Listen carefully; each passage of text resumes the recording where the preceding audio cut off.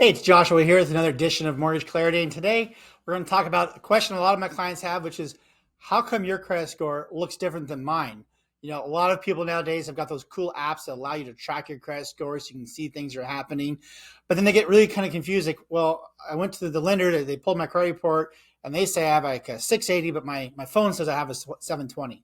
So what's going on? Well, a couple different things are going on, and we're going to go over those really quickly. First off, it might be your app is only tracking one of several different credit agencies. You have Equifax, TransUnion, and Experian, the three main ones.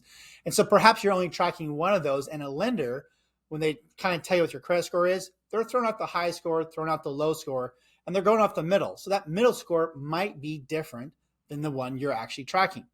So that's one possibility. And actually, you're going to find this is probably going to be a likelihood of all these playing into this. The other thing that's different is there's lots of different FICO models. So people say, hey, I got my FICO score. Well, great. There's last I checked, I think there's over 52 different algorithms or formulas that come up with what type of score you have. Out of those, lenders are only approved to use one of 11 of those. So the other ones don't work for a mortgage loan. And it has to do because different types of credit are looking at different things. So if I'm a person who I'm lending money for a car loan, I'm more concerned with how do you do with your installment debt than I might be with the mortgage debt or revolving debt as well. So some people might be a little bit more like really making sure they always make their house payment, but maybe a little bit more lax than something else. So there's just different risk categories that go into those. So those different models will produce different scores, and likely the one you're using to track doesn't use one of those scores. The other big difference here has to do with simply outside of the FICO model, each of those different apps kind of use their own thing. So Credit Karma has their own scoring system that they use. Equifax and TransUnion and Experian, they have different scoring models that have different highs and different lows. And so you're just simply not comparing apples to apples. Now, with that said, then what good is the app? Well, I still think there's value to the apps because one thing it will tell you is it will tell you what activities is happening in your credit report because they're still pulling from the bureaus. And so when all of a sudden you see a new credit item show up or drop off, or a late payment got current, you'll know that that's kind of going to be reflected now in the report that a lender might pull for you. So it's a good way to track that type of activity.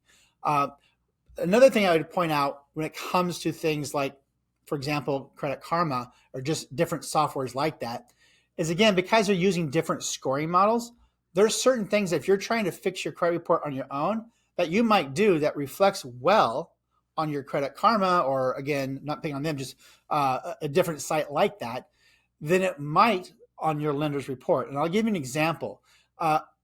Collections accounts, sometimes you'll find on a credit report that you'll have collections that are on the report, but for whatever reason, the creditor hasn't updated that collection for 2 or 3 years. So when you look at the activity, you can say, yeah, there was a collection from this company.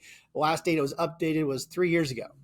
So a lot of consumers, again, when they start trying to fix credit on their own without understanding how credit works, they might go and pay that. And some of these apps, when you make that payment, say, good job, you paid off an old collection account, your score's gone up. And you think, all right.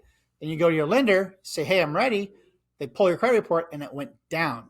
Again, so what happened? Now, your lender's not against you. Trust me, the lender wants to help you get a home. But what happens is on a credit report from a mortgage lender, when they look at the score, it's the most recent 24 months, particularly the most recent 12 months, that has the highest weighting into your score. So that collection from 3 years ago is impacting your credit score, but it's 3 years ago. When you make your payment, it now updates, and now it was a collection yesterday. So now you have a collection account that's active within 12 months versus one that's just kind of hanging out there for more than that. So this is a good reason, again, before you start jumping in trying to fix credit on your own, if you're looking at buying a home, you're looking for a lender, find a good reputable lender who understands credit, who can then take a look at your credit. Some of them will offer things like soft pulls, so you don't have to have it necessarily a hard pull.